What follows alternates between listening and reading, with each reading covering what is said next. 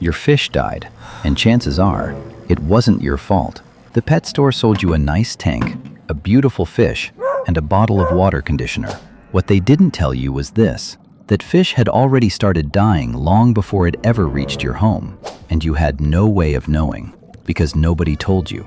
It's now well documented that beginners lose their first fish within an average of 30 days. 30 days, not even a month. And the vast majority of those losses were preventable. That beautiful little creature died because of a knowledge gap. It was so simple, but you didn't know. Please watch this video all the way through.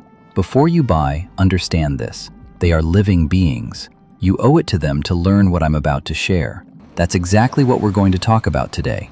5 critical things you need to know before buying a fish.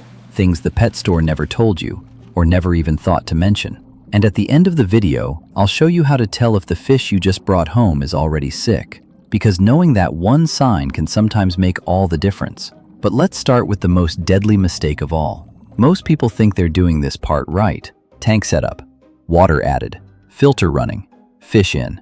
Sounds reasonable. But this is exactly the most common cause of death. A brand new tank cannot sustain fish.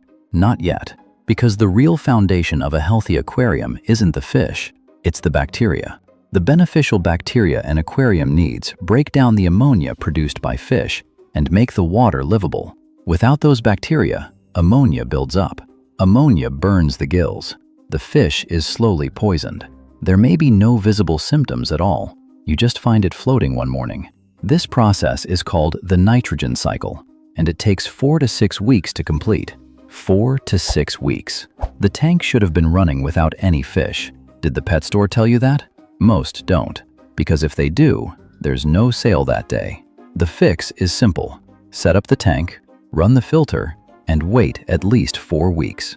Once your water test shows ammonia has dropped to 0, then add fish. That one rule could have saved tens of thousands of fish, but nobody teaches it at the counter. And there's something that happened even before you walked in. Something that's entirely the pet store's fault. Think about this. How far did that fish travel before it reached you? Fish at big chain pet stores typically come from breeding farms in Asia or Latin America. From there to an exporter. From the exporter to a distributor. From the distributor to the store.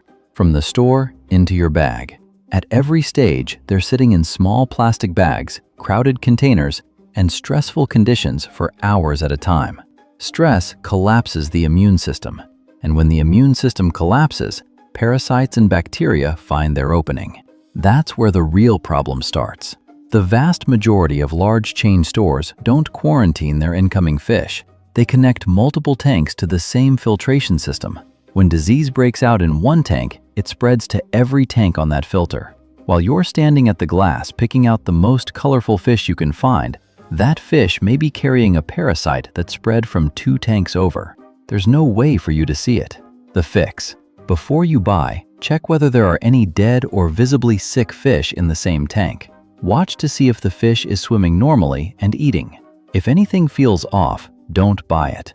And when you do bring fish home, hold them in a separate quarantine tank for at least 2 weeks before adding them to your main setup. A quarantine tank doesn't cost much. Losing an entire tank full of fish costs a lot more. Have you ever had this happen? Fish looked healthy, came home, and was gone within a few days. Drop it in the comments. You'll be surprised how many people have been through the exact same thing. There's also this, and listen carefully. Nobody told you that not every fish in the pet store can live together, but everyone acts like they can. There's usually a section labeled community fish, as if every fish on that shelf can peacefully share the same water. But here's the reality.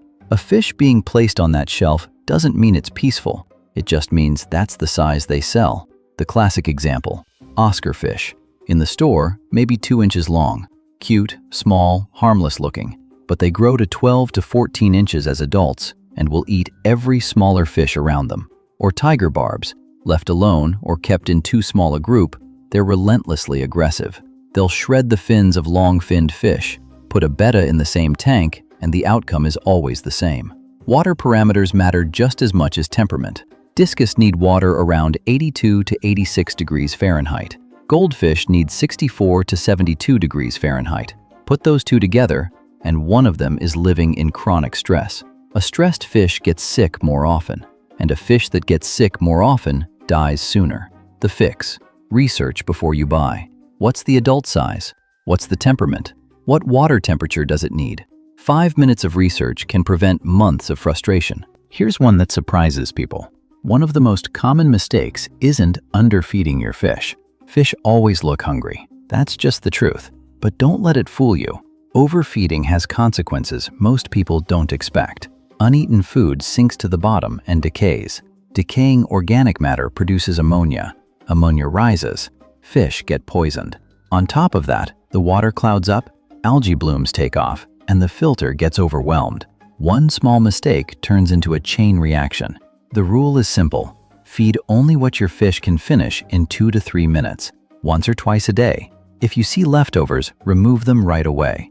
Skipping a feeding day once a week is actually beneficial. The digestive system gets a rest and the water stays cleaner. One more thing. Feeding the wrong food also kills. Different fish have different nutritional needs. The generic tropical fish food on the shelf isn't right for every species. Bottom-dwelling fish can't reach food that's floating at the surface. Feed a carnivore plant-based food and it slowly wastes away. Choosing the right food matters just as much as giving the right amount. Have you heard the rule, 1 inch of fish per gallon of water? Sounds logical, but does the same rule apply to an Oscar that'll grow to 12 inches and a tiny neon tetra? Of course not. Keeping too many fish in a small tank isn't just a space issue, it's a biological crisis. More fish means more waste. More waste means more ammonia than the filter can handle. When ammonia spikes, every fish in the tank is affected. The weakest one goes first, but the others are all under stress within hours. And here's the part that gets overlooked most often. The store sells you those fish when they're small. That fish is going to grow. The 2-inch pleco you just bought can reach 24 inches within a couple of years. You set up the tank without knowing that, and 6 months later, you have no idea what to do. Do the research. Find out the adult size. Choose your tank accordingly. Match the tank to the fish, not the fish to whatever tank you already have. Now we've reached the moment I promised you at the beginning. The fish you just bought from the pet store may already be sick. And if you don't catch it in the first few days, that illness will spread to your main tank. You could lose every healthy fish you have. This scenario is one of the biggest reasons beginners quit the hobby altogether. So memorize these 4 signs. First, swimming behavior. A healthy fish swims in a balanced, controlled way. A fish swimming on its side, hovering head down, unable to leave the surface, or sinking to the bottom, is telling you something is wrong inside. Second, color. Pale, dull, blotchy, or abnormally dark coloring is a sign of stress or illness. If you see white spots scattered across the body, that's a parasite called ick. Left untreated, it's fatal. Third, not eating. Sick fish don't eat. If you drop food in the tank and the fish shows no interest, that's one of the clearest warning signs there is. Fourth, fin condition. Fins that are clamped against the body, curled or ragged, are not normal in a healthy fish. If you see any of these, move that fish to a quarantine tank immediately. Don't let it make contact with your main tank. Observe it. Treat it if necessary. That one small step can sometimes save an entire tank. Keeping fish sounds simple when you first hear about it.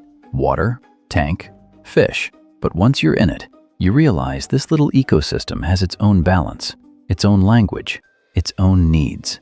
And this much stays true. Most people who don't know these things end up quitting the hobby because nobody taught them the basics from the start. When their fish died, they blamed themselves.